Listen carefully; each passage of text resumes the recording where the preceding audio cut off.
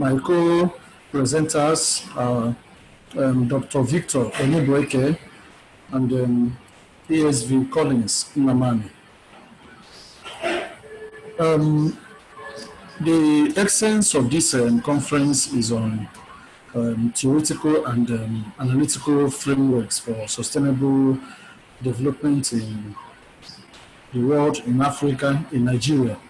And a lot of presentations have targeted this theme, and they've done marvelous work on that, and they've done justice to that. However, this paper tries to take a slight departure from the narrative. It's still on sustainable development, but the target here is to look at the pedagogic angle, that is with respect to the education and training of the professionals. Because the argument here is, if we keep on laying out methodologies, strategies for achieving sustainable development, to what extent are the professionals who are supposed to champion this process, to what extent are they really vast when it comes to the knowledge of what constitutes sustainable development in their field? It has already been said that the industry, where most of us operate in the built environment, that it has up to about 40% culpability when it comes to the anthropogenic effects on the environment, the environmental footprints that cause global warming and the rest. So I think it's very important, if we are going to look at a situation whereby we look at the training when it comes to university, tertiary institution, polytechnics, and then the National Conference of the Professionals, the MCPD. We look at the content over the years and see how they captured the essence of sustainable development as a means of creating the awareness in their profession and then building capacity in the field. So as a result of our intensive and extensive meta-analytic review of literature, we found that far little attention has been paid on the extent to which stakeholders, professionals like you and I, of course, some of us are opportuned to be closer to the classroom, so we can follow these things, but some others in the field may be too preoccupied with the everyday hustle to make ends meet. So there's the same reflection on literature, whereby a lot has been said on how we can achieve this goal, but not much has been said on the preparedness of the stakeholders who will be used as tools to achieve this goal, and where are they lacking? What will be their capacity needs as a means of building capacity? So that informs the aim of this study, to appraise the housing industry in Nigeria with respect to the professionals. We review to determining the industry capacity need, and we have two objectives to this effect.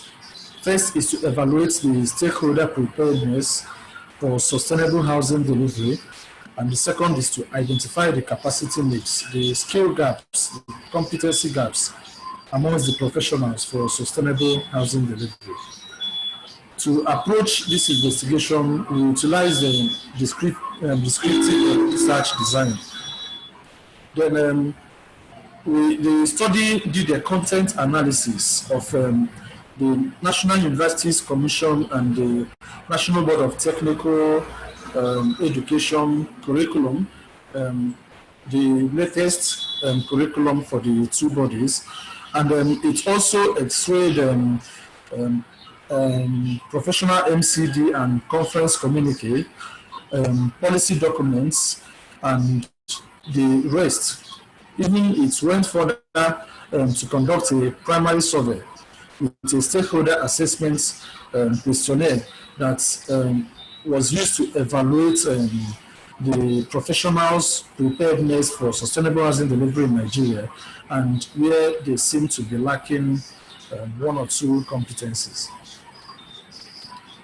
So the sample frame for the study was built environment professionals and relevant financial institutions, also other relevant bodies such as banks, mortgage institutions, and the stock exchange, also the capital market, because Nigeria has this green bond that it's willing to use to support those who are interested in going into sustainable housing delivery. But unfortunately, from our findings, we were able to find that not many of the professionals in the built environment are even aware that this venture capital exists in the country. Even Access Bank has over 10 point something billion earmarked for this investment drive too. So to conduct the analysis of the data, we use the scissor sort technique with a view to extricating the constructs that represent the extent of sustainable housing capacity requirements coverage within the analyzed contents. We use several sustainable housing delivery constructs like ecological hubs, green building, and sustainable retrofitting and the likes to be able to see the coverage of the MCPD, conference communique, the curricula, how we are able to capture the essence of sustainable development. So our findings, first, number one finding suggests that there is low stakeholder preparedness in the built environment in Nigeria. The indicators that support this finding, if you look at your screen, the good is marked with green, poor has an X with red. And when it comes to policy, whether there is a very sound policy for sustainable development in the housing sector, we checked all the ministries, and all the ministries in Nigeria actually have Sustainable Development Goal Committee who ensure that there is compliance with what the ministry does in terms of its terms of reference and sustainable development. So we found that to be a good development. And and then when it comes to tracking,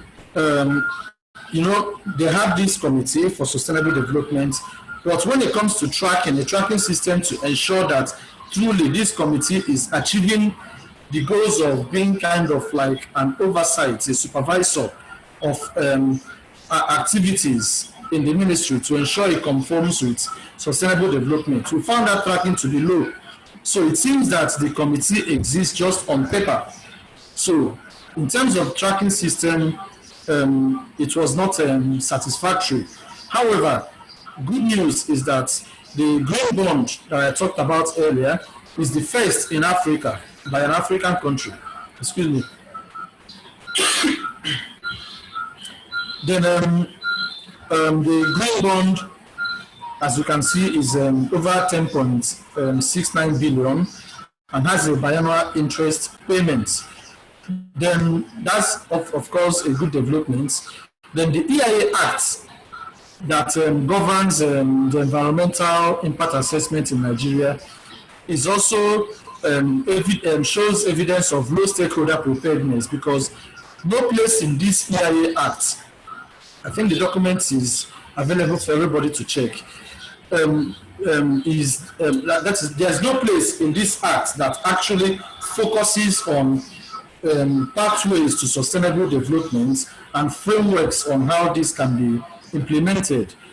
And if you look at the curriculum, the Project Management Institute lacks basic elements of sustainable development, same with some other professionals in Nigeria.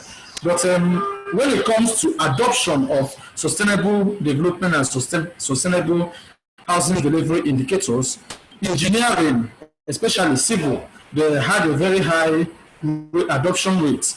Architecture had a very high adoption rate. We brought in banking and finance here, even though it's not part of the built environment, but because the bond is supposed to be administered by banks, and then you have the mortgage bank, you have the Access Bank that also has their green bonds.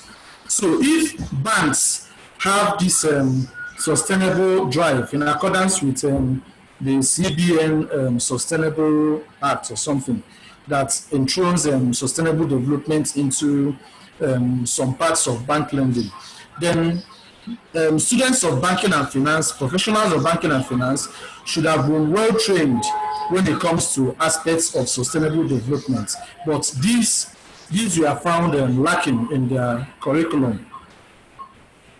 For MCPDs and conferences, the results are there with only the NITP, the town planners, having a higher adoption rate of sustainable development in their conference communique.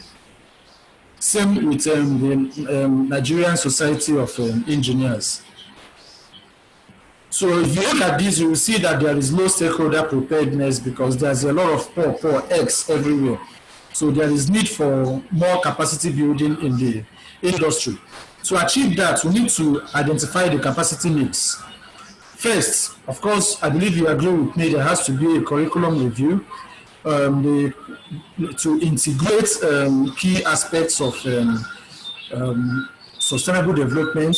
Then there has to be a more efficient market where there is more information assimilation and dissemination to ensure that there is organizational learning in the built environment. Then, of course, there has to be increased awareness on the use of nanotechnology. Nanotechnology offers simplified and cheap solutions for sustainable housing and quite durable. It has been found to be quite durable.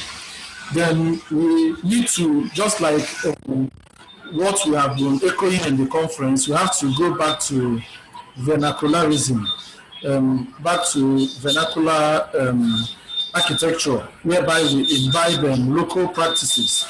Dr. Don Okeke refers to that as the space economy development hypothesis, whereby we have to look inwards and see how we can imbibe our cultural practices, our norms in the development process. Then, of course, there has to be requisite technology. Then research and development should focus more on sustainable housing delivery, capacity building. Once there is a diffusion of this information and learning, then I believe there will be a paradigm shift towards this mindset. Then for financing, like we said earlier, it's only Access Bank that has this green bond of 15 billion naira. Then the government has theirs also. We encourage other banks to tune into this and not just come up with this venture capital, but create enough awareness for professionals to know that this opportunity exists for sustainable housing delivery. Thank you very much. Okay, thank you very much, Dr.